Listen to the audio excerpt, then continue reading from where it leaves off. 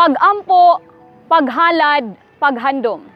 Kini pa ba gihapon ang diwa sa atong huna-huna og kasing-kasing panahon sa Todos los Santos ug Kalagalag kada Dobyembre 1 ug 2? Sa paglabay sa daghang katuigan, nagpabilin pa ba ang matuod nga mensahe ni ining giingong adlaw sa mga minatay?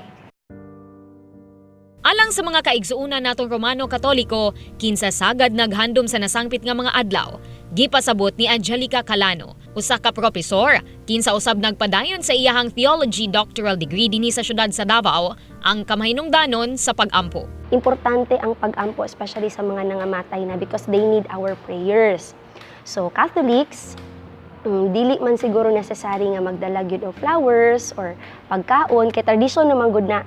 Tradisyon na siya sa mga families na mag-gather sa cemetery, magdala og flowers, magdala og pagkaon, kay especially kan mga paborito nga pagkaon sa patay, di ba, anak man na. Pero kung wala mo'y ikapalit, no, your prayers are more important. Mas importante ang prayers more than the foods and the flowers na ilang maihatag.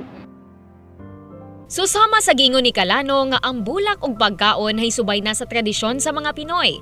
Dili na gyud mahikaw ang pagdala og bulak ug pagkaon. Mupalit og mga mabulukong bulak sama sa rosas, anthurium, baby's breath ug uban pang maanindot nga klase, style. Ingon man pag-arrange sa bulak nga ihalad ngadto sa mga minatay. Laki pusab ang pagkaon nga pwedeng paborito sa ilang mipanaw na nga mga minahal o bisan unsang pagkaon sama sa biko, puto ug uban pa. Gani nagadala usab ang uban og pagkaon nga ilang saluhan atol sa pagbisita nila sa lubnganan sa ilang mga pinalanggang mitaliwan na sa laing kalibutan. Apan gibatbat sa propesor nga dili kinahanglan nga moadto sa sementeryo aron lang makaampo sa mga kalag. Pwede ka bisan asa even sa balay ninyo, magdagkot ng kagkandila and intimate ka ng heart to heart gyud nga prayer.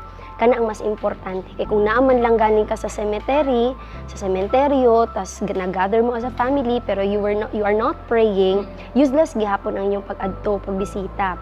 So prayer is much important than your physical presence sa cemetery. Usa lamang kini sa daghang mga kalihukan dinhi sa Pilipinas, diin sagad magkitaay ang magpamilya. Ingon man mga paryente atol sa ilang pagbisita sa ilang mga minahal sa kinabuhi sa sementeryo. Sa tinud lang, I'm a bit saddened sa reality karon, no?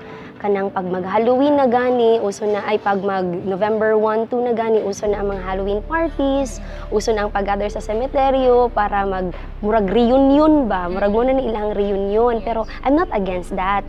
Ang akin lang is sana mabigyan talaga ng halaga kung unsa gyud ning November 1 and November 2. Kay kani magyud nga time is to remember all those people na nakatouch gani sa ilahang life. Hinaot karon nga mahibalik kung unsa man ang tinuod nga mensahe sa paghandom nato sa nasangpit nga mga espesyal nga adlaw sa atong kinabuhi. Different religions man, pero we are one sa pagtuon nato sa atong Ginoo. Lahi-lahi lang siguro pangalan, no? My hope is mabalik tong reason kung anong naatay November 1 and November 2 nga special days na we will make these holy days. These days should be for the saints and souls. Dili man tuod malikayan nga sa atong henerasyon karon ug sa mga mosunod pa nga mga katuigan, malagmit mahikalimtan na ang importansya sa paghandom sa adlaw sa mga minatay. Ang hagit kanato mao ang paningkamutan nato nga magbaton gayud kita sa igong katakos nga pahinumduman ang atong mga kaugalingon ug ang atong isig katawo bahin sa kamahinungdanon sa tinuod nga mensahe sa gitaganang pinasahi nga mga adlaw alang sa atong mga minahal sa kinabuhi nga mitaliwan na sa laing kalibutan. Alang sa Oplan Eternal 2018, Radyo Manrens, Barbarona, Tatak RMN.